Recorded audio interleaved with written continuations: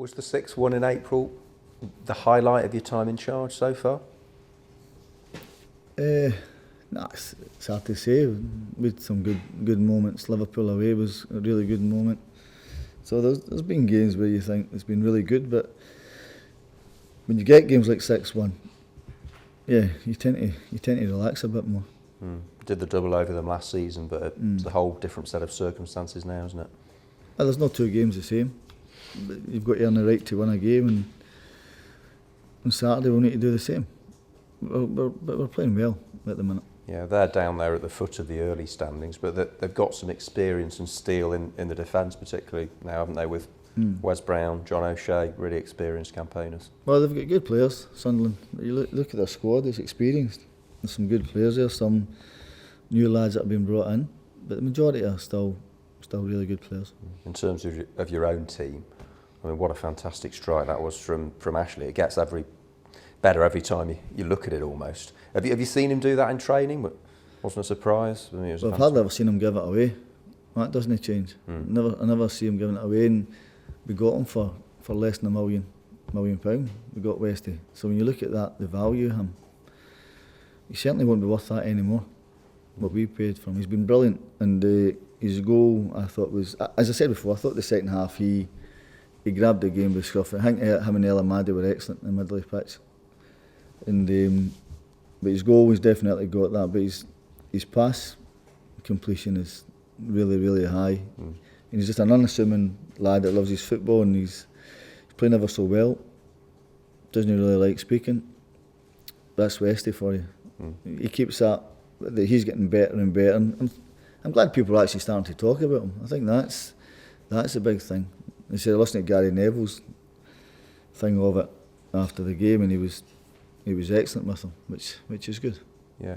Are you pleased the 2 goals came from midfield, or doesn't that bother you too much where the goals come from? No, it doesn't matter, Jack, to me. Well, who scores or when it is or whatever, as long as we score. Yeah, absolutely.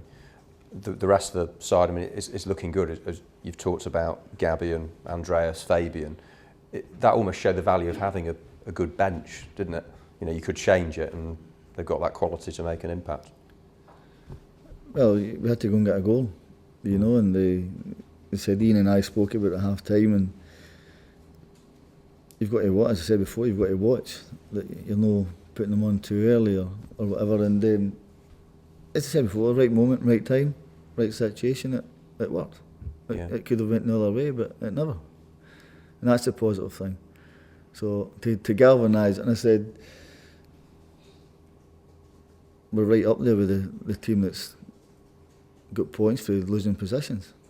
Speaks volumes for them what they've done. Yeah, I was just going to bring that up actually. I spoke to Stillian earlier. Great to see him in looking such good health as well. But he was talking about that. Very impressed just watching from the sidelines how at Arsenal, home against Manchester City and West Brom, how you've come from behind. You've really got a character there this season, haven't you? Well, that's why it's moved on so far from last year. The character is really strong. As I said, they're a good, close-knit group, and that's the beauty about it. And you just keep enhancing that and try to keep them at it. But the other night was great.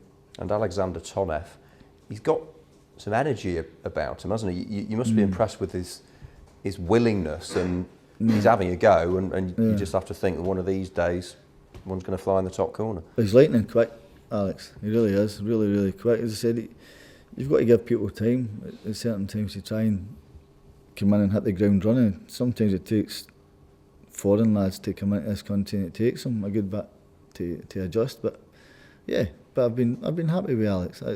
It's been no. Sometimes he'll make mistakes like everybody else, but you're right. His energy is very high. Yeah, as you said before, they are going to take time to adapt to the English conditions. Yeah, one or two take longer than others, but that's to be expected. You can't hit the ground at every time.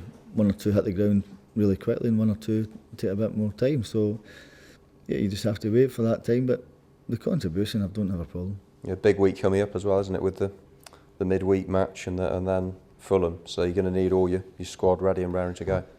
Well, you need everybody, and pulled Mark back because of that as well. So yeah, the amount of games you're going to have to play in this period is is pretty demanding. So Mark's come back from... Yeah. Yeah. So you just need another body in there. Yeah, and I think he's done well for Ronnie at Wigan, so... And it's only gave him some games, which is good, and I'll wait and see. Lots of teams in the mid-table area sort of clustered around each other, aren't they? Do you think that almost happened last year as well, didn't it? So it's just going to be key just to try and break free of them. But the league's very tight all over, I think. It's a strange league, this one, and it's pretty close. Yeah, just a final thought on Antonio Luna. Is there any progress on his fitness? Yeah, Antonio's been training, so he'll be back in the squad for the weekend.